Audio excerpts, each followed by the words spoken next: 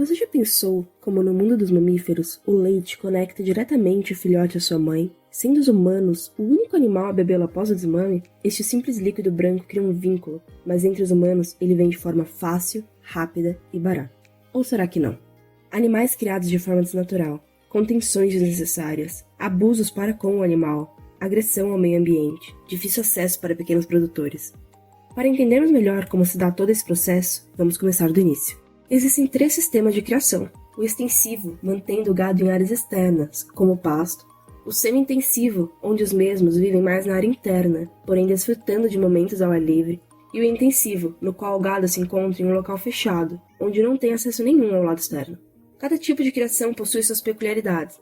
Cabe a cada produtor decidir qual adotar, visto que adversidades como clima, relevo e orçamento devem ser levadas em conta, podendo limitar o sistema de criação a ser escolhido.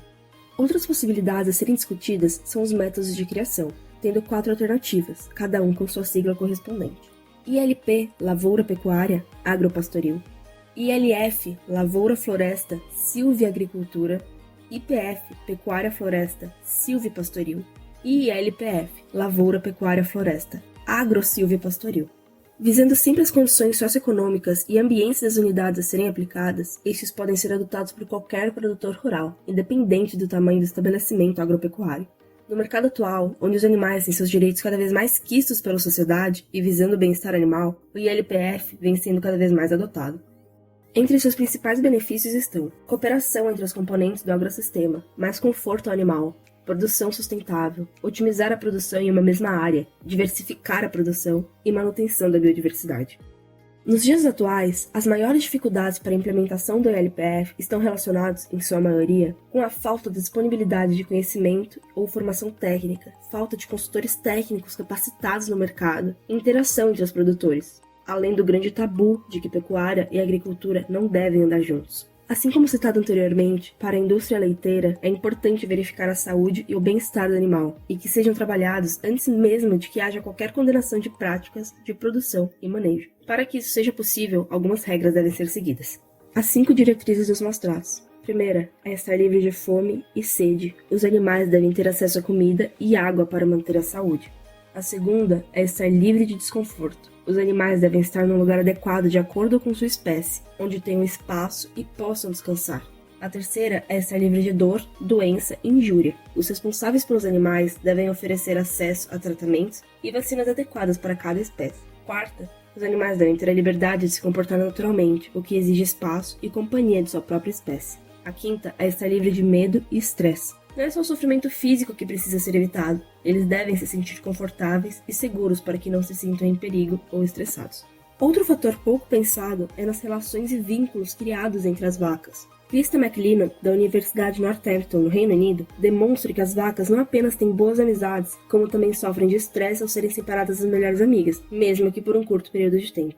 Este desequilíbrio emocional poderia influenciar de forma negativa a produção de leite. Os resultados mostram que vacas ficam menos estressadas se estão em seu círculo social, de forma a respeitar a 4ª diretriz. Segundo Krista, os fazendeiros devem observar os grupos e pares formados pelo rebanho, já que tanto a produção de leite como a propensão de doenças estão associadas ao nível de estresse dos animais. Levando em conta a primeira diretriz, deve-se estabelecer uma boa nutrição ao gado, sempre lembrando que eles são ruminantes com 4 estômagos, porém não há uma fórmula de nutrição exata, o que existe é a mais adequada para cada rebanho.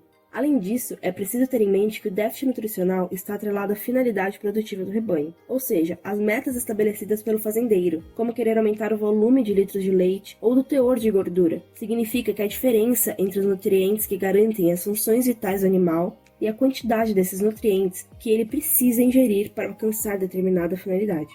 Para uma boa nutrição do gado leiteiro, é necessário executar algumas práticas. Investir no manejo de pastagens, oferecer suplementos no dia a dia, garantir quantidade e qualidade de água, pensar no bem-estar animal e controle parasitário do gado, e que haja um equilíbrio sobre a alimentação. Para isso, deve conter um balanço entre alimento volumoso, rico em fibras e importante para o bom funcionamento do rumen, sal mineral, que oferece macro e microminerais essenciais para o funcionamento do metabolismo, e alimento concentrado, que provê quantidade de proteínas e energia necessárias para atender os requerimentos da produção.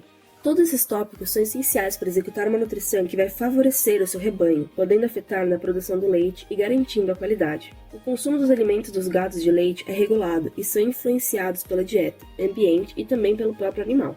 Para uma boa alimentação, é preciso estar sempre atento à palatabilidade dos alimentos, como por exemplo a mistura do concentrado ou volumoso.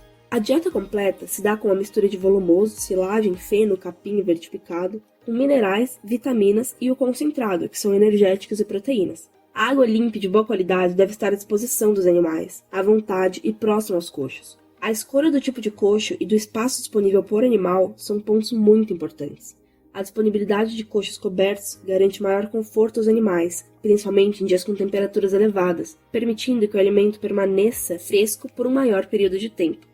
A água deve estar constantemente disponível aos animais. Dessa forma, seu consumo é maior e melhor distribuído ao longo do dia, podendo causar um aumento significativo da produção de leite em vacas especializadas. Na produção de animais, o impacto ambiental também é um ponto muito discutido. Existem dois tipos de impactos ambientais gerados pelo homem. O primeiro é relativo ao consumo desenfreado dos recursos naturais disponíveis, e o segundo diz respeito à geração descomedida de resíduos poluentes oriundos das atividades produtivas. Os principais impactos ocasionados pela pecuária ao meio ambiente são os impactos ao solo, que acabam esgotando suas propriedades e diminuindo sua fertilidade, os impactos à água doce, que é constantemente contaminada e utilizada indiscriminadamente, e os impactos ao ar, devido às altas taxas de emissão de gases poluentes.